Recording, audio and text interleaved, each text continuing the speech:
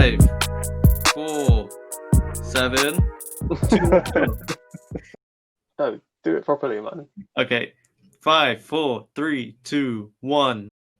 Hello and welcome to the Blue Ballers podcast. It's a wonderful day because club football is here to stay with no international football in sight until March. This day comes around every year and I get just as excited about it every single year. So no more international football, just club football from now. Premier League, Champions League, let's have it. I'm joined by Rayhan. How's it going? Going well, thanks. How about you? Yeah, not too bad. Did you catch the international break? Or Yeah. do you have a life? A mixture of both, but Okay. I caught some glimpses of it. Right. So I strictly watch the international break, so you can guess how my social life's doing at the moment. Brilliant. Okay. What we wanted to talk about today was the pre-Newcastle. We have Newcastle on Saturday. We got team news today about who's injured and etc. But before that, I wanted to discuss the international break with you. There was a lot of Chelsea involvement, not just with England, but Hakim Ziyech, and that's what I'm sticking with from now on. With Morocco, Mateo Kovacic with Croatia, Thiago Silva flew all the way to Uruguay for Brazil. Take a pick, N'Golo Kante, Olivier Giroud, France. We were scattered all around the world, but they're all back at Cobham, all training for Saturday. Ben Chilwell, who had a back spasm, kept him out of the game, the previous game before Iceland, is now okay to play. But yeah, just I think the international break for me is quite a tedious place to start. At the start of every season, I think it sometimes results in a lot of injuries. It's a bit unnecessary. It's always been a bit unnecessary kind of thing. So I wanted to get your thoughts, kind of what you think of international break, or am I just waffling? Am I talking nonsense? Is the international break great for everyone? I'm not sure. No, it's super tough having that kind of schedule for sure. I think in the Premier League you have about three. You can have 3 matches, including the European competitions. So having an international break as well is quite tough. Yeah, definitely. I think the England manager Gareth Southgate and Frank Lampard are probably constantly on talk on WhatsApp, just praising Mason Mount because neither of them seem to getting off of him. They absolutely love him. I thought he did really well. I'm not sure if you actually caught the game against Iceland, and Belgium as well, but he looked very bright. Yeah. I think what we discussed on the last podcast about him being that sort of high energy, high pressing player that you kind of, not necessarily for the fans, but the managers love it. He seemed to be really comfortable and seems very very deserving of the England shirt, I have to say. Yeah, definitely. For a moment, I thought you were going to make a joke about them needing to do a DNA test to see which one's the father for Mason Mount, but I mean, they both very well could be the father. Mount doesn't even sound like a real surname. If you really think about it, it's very lazy. So it's short for mountain. All due respect to his family. Yeah, shout out the Mountain family. Yeah. Okay. Yeah, so the boys are back. Like I said, Thiago Silva travelled to Uruguay to play for Brazil. So he won't be fit. He won't be travelling to Newcastle. He won't be involved in the game. Christian Pulisic won't be involved because of his injury that he suffered at Burnley. I think it was a hamstring related injury. I could be wrong. I think it was. Yeah. Kai Havertz obviously got the COVID, the old COVID. So he won't be ready because he's just started kind of doing isolated training. But other than that, I think everyone's fit. That's great. Yeah. Yeah.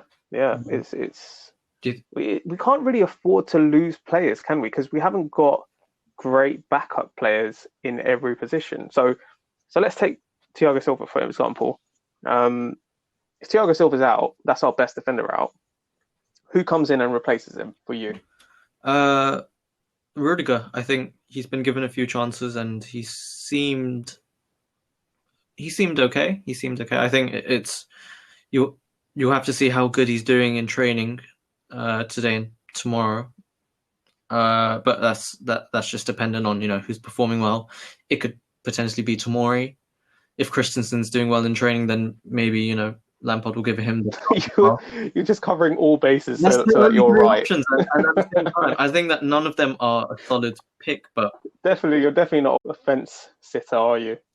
You like to really I think be Rudiger would be the first choice if I'm to pick okay. one. In Yeah. fairness, I will give you that because I know against Krasnodar, Thiago Silva didn't fly with the team. Hmm. I think Lampard wanted to give him a rest. He kind of saw it as an opportunity to rest a 36-year-old. I have to say this every time.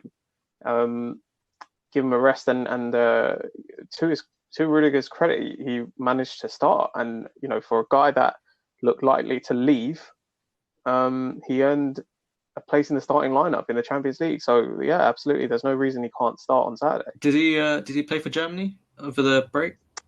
I believe he did. Any I could be wrong. I believe he did though, any idea on but performance not their last game. against Spain? Um, That yeah, was where very they bad. got absolutely mullered. Oh, It was 6-0. It was so the bad. irony But of he wasn't part of. Yeah, I mean the argument plainly is Rudiger must be that good because without him they lose 6-0. yeah, that's shocking. Yeah, yeah. So yeah, I mean he could very well be starting on Saturday, and I mean I'm not the biggest fan of him at the moment. I don't think he's really that good. I think he causes. I think he's more prone to error than he is good moments. But that's up to the manager, Gaffer. the gaffer. Yeah, Um, I would prefer Tomori personally. I think it's a travesty that he's not been playing. yeah, I agree. I think that he's a quite bright young star, and Yeah, he'll be given his chance, I'm sure. But I think that yeah, I think Lampard's just tending towards Rudiger, and from what the recent matches have been, where he's given the opportunity over Christensen and Tomori. yeah. Fair enough. Yeah, Let's see how it pans out. It's a long season ahead, to be fair. There, injuries happen and fatigue sets in. When the cup games come around and all that stuff. yeah. So probably Talking you're probably right. Speaking about the potential lineup, do you think that we will be going for? Do you think that Frank Lampard will be choosing players who've played consistently throughout the international break? Because Mason Mount's played all of the games, I think, for England over the break. Timo Werner, I think Yeah, he's played. Has he played all of them? he played most of the game against Spain. Yeah, So do you think that they'll be chosen for this match? I believe so. The way recovery and um, the facilities that players have these days to recover from games, it's so quick, and eh, I'm not a big fan of the quick turnaround of games and the amount of games that these players have to get put through. Hmm. But just as well, I feel like Mason Mount has proven he's still very young. He's proven he can do 2-3 games a week with ease. Um, Consistently keeps his performances at a high level. He has the energy to do what he does, and I could definitely. I mean, I can't see Lampard not starting him because I mean, who does he start? Because there's no Kai Havertz. Um, Billy Gilmore's just about coming into the frame. There's no one really there to get into that 4-3-3 role unless you involve Kovacic, I suppose. But then I don't know. Okay. I don't know if he would pick Mason Don't Mount. sit on the don't sit on the fence, man. Say it as it is. Who do you want to start? It's not about that. I don't think that it would be right to pick Mason Mount and Oh, burn him out. So I think it may be a midfield of Kante, Kovacic, potentially Billy Gilmore. I don't see it. He played on Wednesday against Bristol on the 23s, Yeah. so I can't see that one happening. He hasn't got enough match minutes in.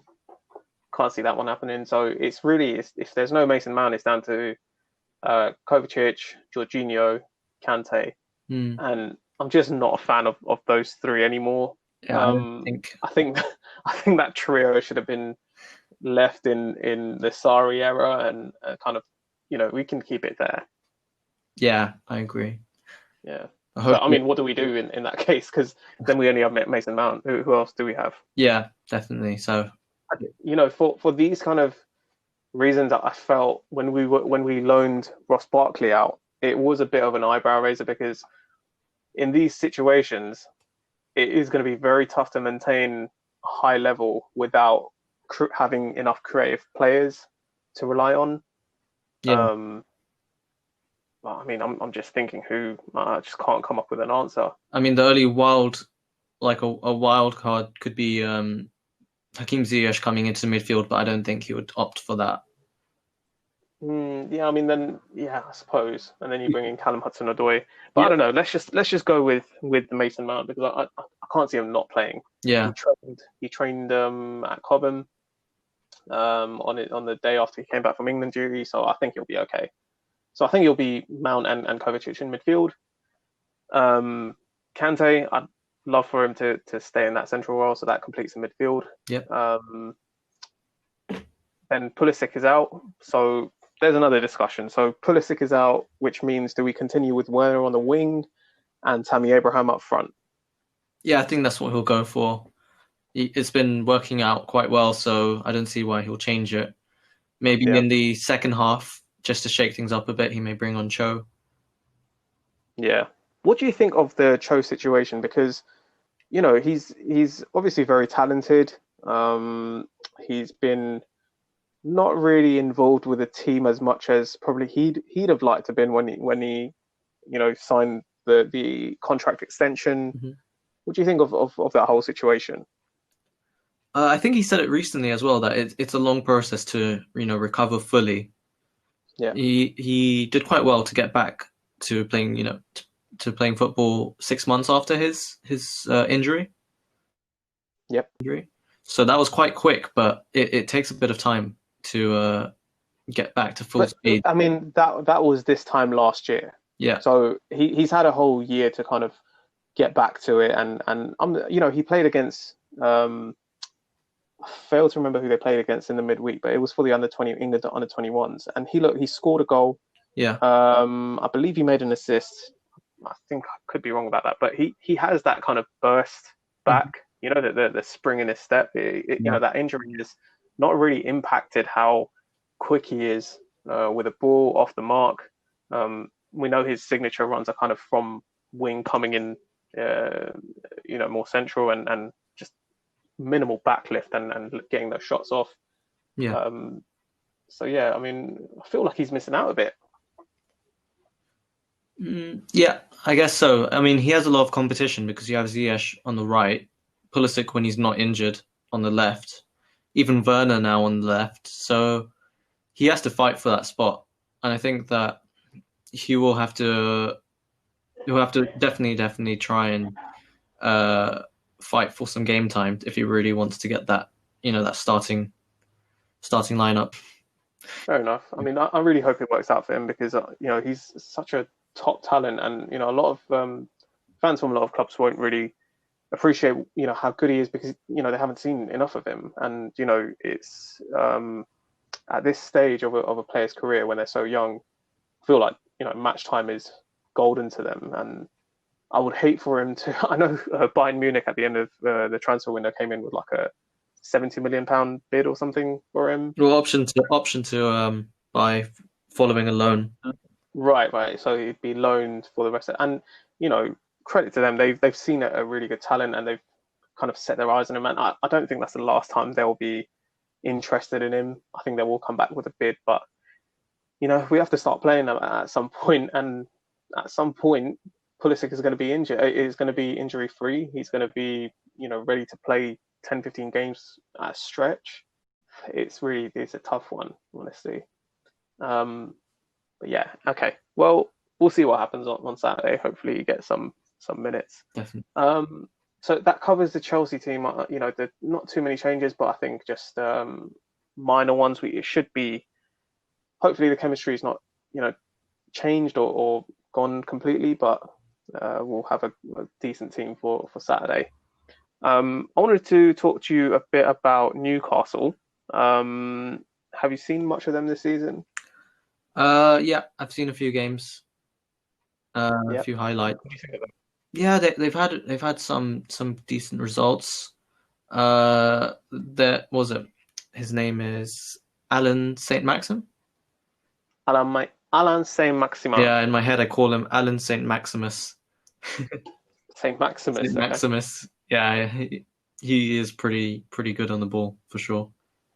Quite. He's very weird to watch. I feel like he's not a real footballer sometimes, and then he pulls off some incredible moves. Um, he's really quick with the ball. Mhm. He cuts in kind of effortlessly, well balanced. He can get a shot away, and then he's got a good cross on him. Yeah, yeah. So it will be interesting to see our defense, how they hold up against him. I think he's is he left winger? I mean, either wing. You can go through the middle. You can play on either wing. Okay, so it'll be interesting to see his battles versus Reece James or Ben Chilwell.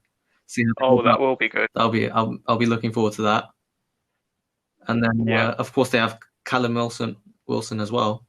the main man. Oh my goodness, I still feel just a bit worried, just a bit deep down. Do you still shudder because of his performances for Bournemouth against us? Yeah, just a bit. I don't. There's always that one striker that just absolutely loves playing against us, I know. I don't even want to go there.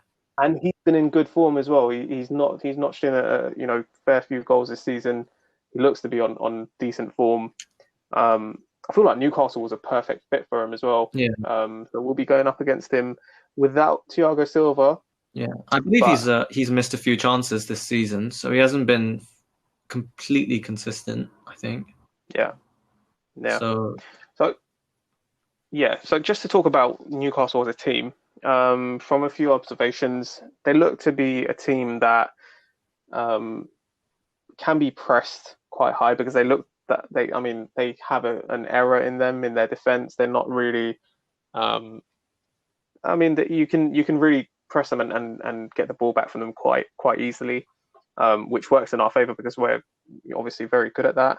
Um, Steve Bruce as a manager, I've always kind of liked. He doesn't necessarily go with the same kind of philosophy of a lot of English managers of his generation.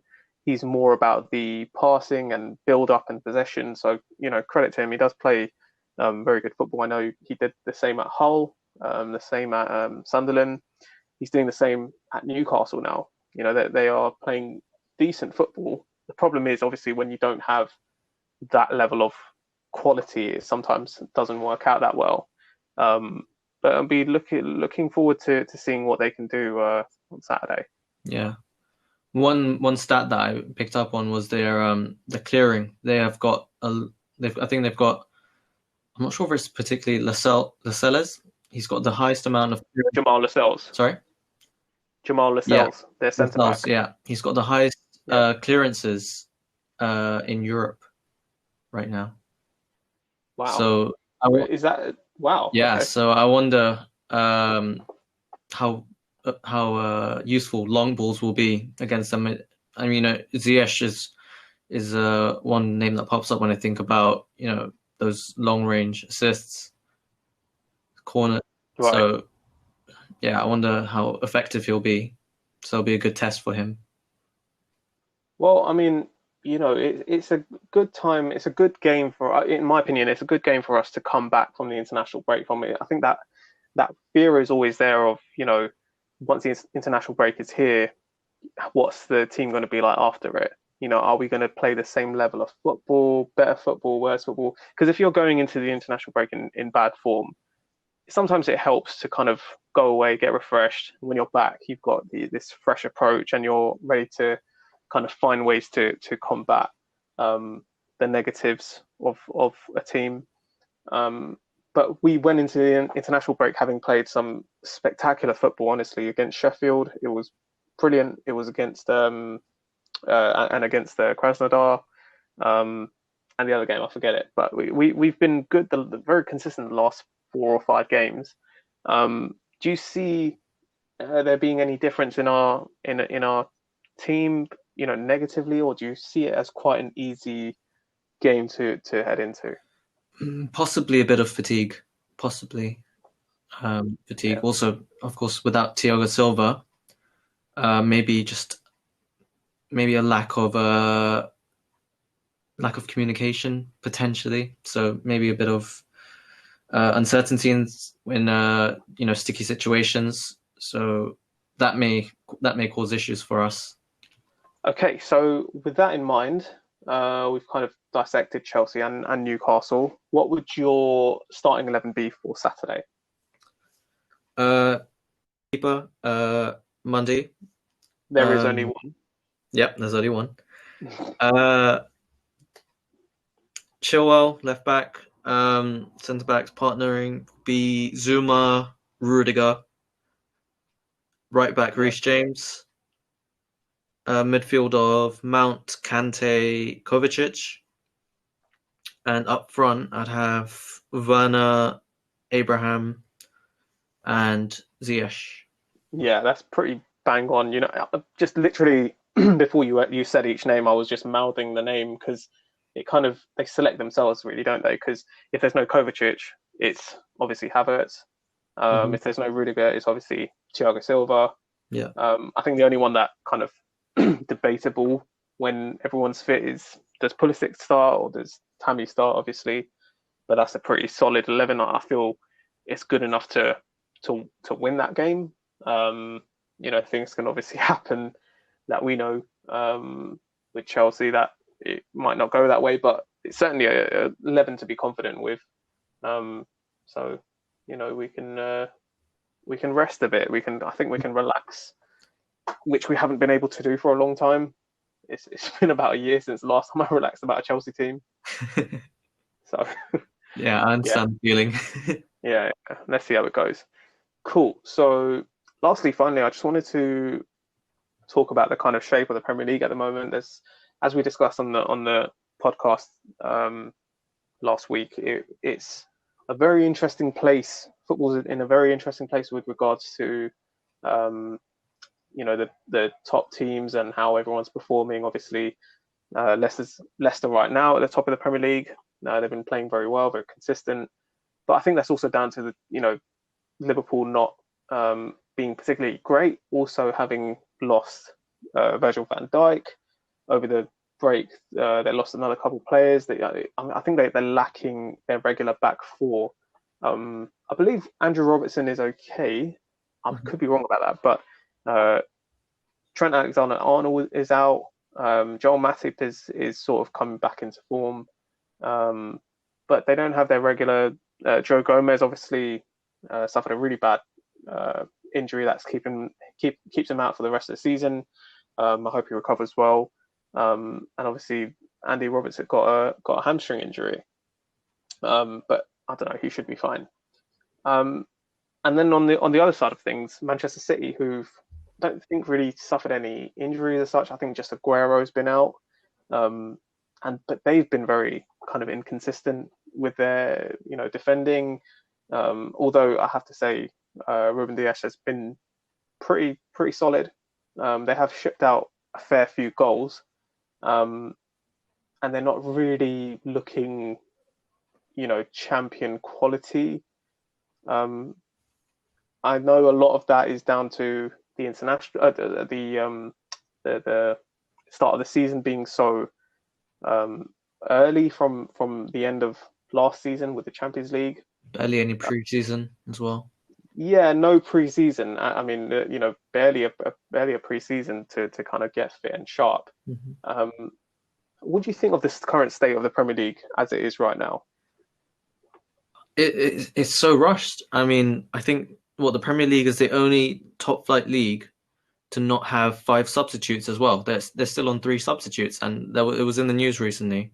Managers trying to get together to get the five substitutes, but it's just so much I game time. believe I believe the league managers association, I believe that's what it's called, the LMA. Hmm. They had a meeting on Tuesday to discuss this Yeah. because the EFL they approved five subs, Hmm. so they're going to go ahead with that.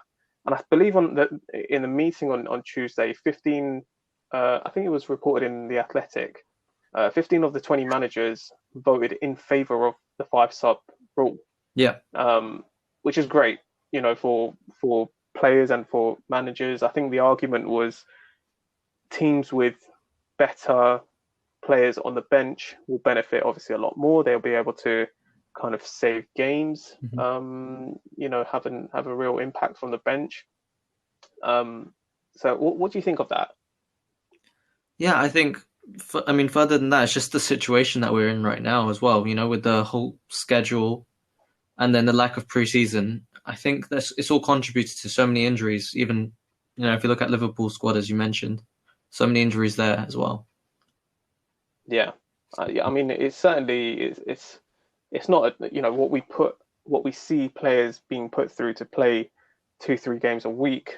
It is not, they are human at the end of the day. They might be athletes, but I think it is very demanding, especially around the Christmas kind of time. It does get very demanding. Yeah. Um, but I mean, focusing more on the kind of form of other teams.